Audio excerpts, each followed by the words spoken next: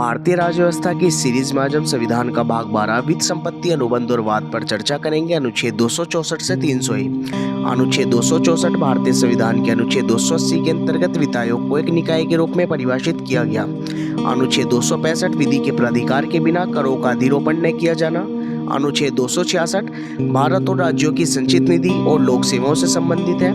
अनुच्छेद 267 भारत की आस्मिकता निधि और राज्यों की आस्मिकता निधि की स्थापना करता है। अनुच्छेद 268 उन शुल्कों से संबंधित है जिन्हें केंद्र सरकार लगाती है। अनुच्छेद 269 संघ द्वारा लगाए गए और एकत्रित किए गए उन करों और शुल्कों से संबंधित है जो राज्यों को सौंपे जाते हैं।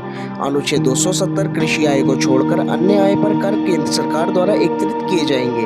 अनुच्छेद 271 संघ के प्रयोजनों के लिए कुछ शुल्क और करों पर अभिभार।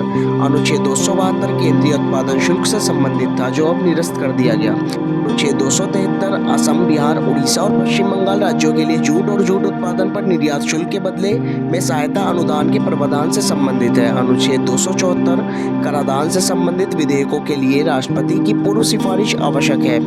अनुच्छेद 275 अनुसूचित जनजातियों के कल्याण को बढ़ावा देने के लिए प्रत्येक वर्ष भारत की संचित निधि से अनुदान सहायता की गारंटी देता है। अनुच्छेद 276 राज्य विधानमंडलों को व्यवसायों, व्यापारों, आजीविका और रोजगार पर कर लगाने का अधिकार देता है।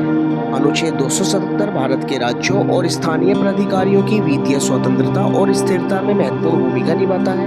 अनुच्छेद 278 यह अनुच्छेद पहली अनुसूची के भाग 6 के राज्यों के साथ कुछ वित्तीय मामलों के संबंध में हुए समझौतों से संबंधित था।